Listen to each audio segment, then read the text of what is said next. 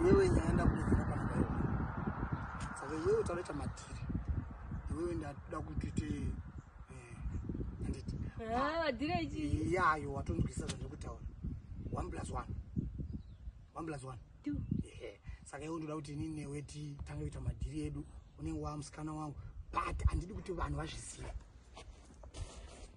Ndamu ndomboudza ini. Indi mungatoudza vanhu ini handimbovudzikana munhu kana wani. Audze vanhu anditi. Ndina ndomboudza ini. Monevesa here nevanhu muda kuti iwe. Ndikutokuudza. Saka mari yandoda kukupa indevhara munhu. Anditi. Ndechi? Vhara muromo. Moda ndiroora here. No. Kumba kwenyu ndichaenda kunobhadhara roora kana ndadzinga madhamu. Iwe ishi ndevhara muromo.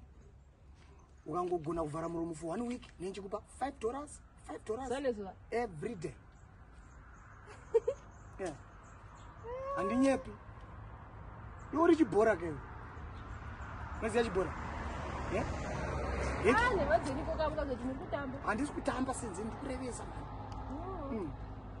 Auna kuti ndangwadza vanodzoka kadzino ndonoenda kumba. Ina ndivatyi.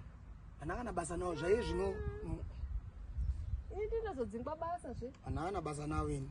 Asina nawo ndombobudza. Ngamtirevesa ndotoda ini. Unoda? Ndoda. Saka ngatizviite but usaudza chi? Ndina munhu ndombobudza. Full stop. Anditi.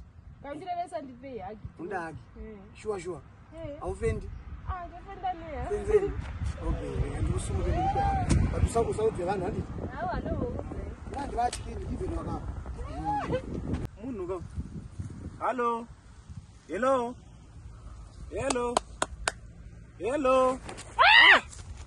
Nai. Adi. Koenda kuvata pakati pesango nai. Bako nehope. Naiyo, ko wandivhundutsa naitofunga kuti pamamheno munhu atokuvara chii chaitika? Kwakanaka here? Kwakanaka? Kwakanaka. Haiwa, musarare pakati pesango munorumwa nenyoka, sango rine nyoka iri. Zvikara zvakawandisa, ini ndatosangana nemwe nyoka nchibva uku. Murara pakati pakati. Mamusorota. Musango. Kurota. Ndorota ndapinda machena. Ndaenda iyi.